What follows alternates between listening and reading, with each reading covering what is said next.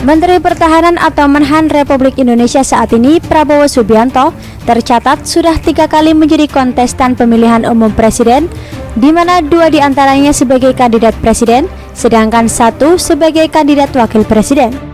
Sebagaimana kita ketahui bersama, tidak ada satupun dari keikutsertaannya itu yang membuahkan hasil kemenangan. Tumbang oleh pasangan SBY Budiono, kalah menjadi tandem Megawati Soekarno Putri, dan tersungkur saat bersaing dengan pasangan Jokowi JK, dan terakhir kalah lagi oleh pasangan Jokowi Maruf. Kegagalan terakhir inilah yang bisa dibilang membuat Prabowo luluh dan rela menjadi bagian dari tim kerja Presiden terpilih Joko Widodo.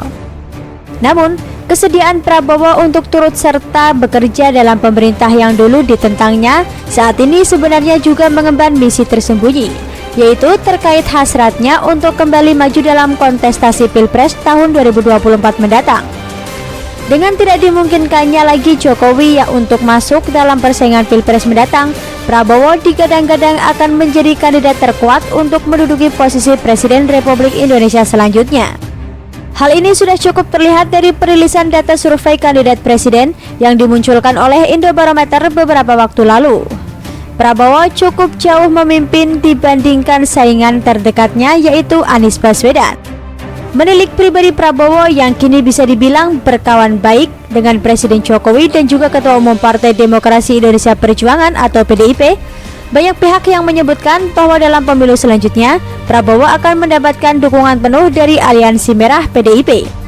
Beberapa kalangan bahkan memperkirakan Prabowo akan disandingkan dengan Putri Ketua Umum PDIP Puan Maharani.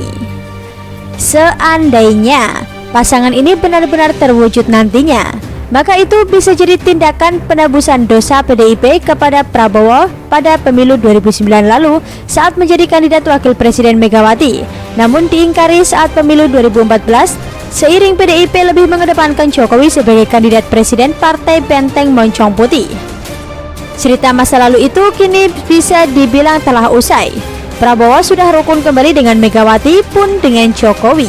Seakan-akan semuanya akan berjalan baik hingga pemilu 2024 nanti tiba. Akan tetapi, tiba-tiba salah satu kader terbaik PDIP, Adian Napitupulu, memberikan pernyataan yang cukup kontroversial. Adian menyatakan bahwa sudah saatnya Prabowo beristirahat dari ingar-bingar kontestasi Pilpres. Setidaknya ada 2 hal yang melatar belakangi pernyataannya tersebut. Pertama, perihal regenerasi kandidat presiden seharusnya lebih mengedepankan sosok-sosok baru yang lebih segar. Menurutnya, Prabowo mesti memberikan kesempatan kepada yang lain untuk berkompetisi, biarpun sebenarnya potensi Prabowo untuk menang juga besar. Alasan kedua, Adian menyebut Prabowo belum perform dalam mengemban tugas dan tanggung jawabnya saat ini sebagai Menhan. Sebagai salah seorang yang menjadi bagian dari Komisi 1 DPR RI, Adian memang bersinggung langsung dengan Prabowo dalam mengurusi sektor pertahanan negara. Adian menilai Prabowo harus lebih bisa menjalin komunikasi dengan lembaga-lembaga terkait dalam urusan pertahanan serta keamanan negara seperti Badan Intelijen Negara atau BIN, kepolisian, dan lain sebagainya. Apakah hanya itu saja alasan yang melatar belakangi sikap Adian yang berharap Prabowo tak usah maju lagi sebagai calon presiden pada pemilu yang mendatang? Sepertinya tidak. Berdasarkan survei yang dilakukan oleh YRepublika, sosok Prabowo memang masih jauh mengungguli tokoh-tokoh lain seperti Anies Baswedan, Sandiaga Uno, bahkan juga unggul atas beberapa kader andalan PDIP seperti Ganjar Pranowo, Tri Risma Harini, hingga Puan Maharani. Sedangkan dalam kombinasi pasangan Capres-Cawapres, pasangan Prabowo-Anies menjadi kombinasi paling ideal dengan mengungguli kombinasi pasangan lain termasuk Prabowo-Sandi, Prabowo-Puan, serta beberapa kombinasi lainnya. Hal ini menunjukkan bahwa daya saing PDIP pasca lengsernya Presiden Jokowi seakan tidak lagi memiliki tokoh andalan.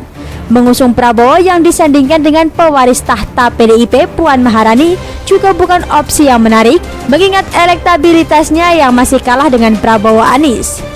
Dengan menyingkirkan Prabowo dari peta persaingan, maka lawan yang harus ditaklukkan oleh PDIP mungkin hanya Anies Baswedan.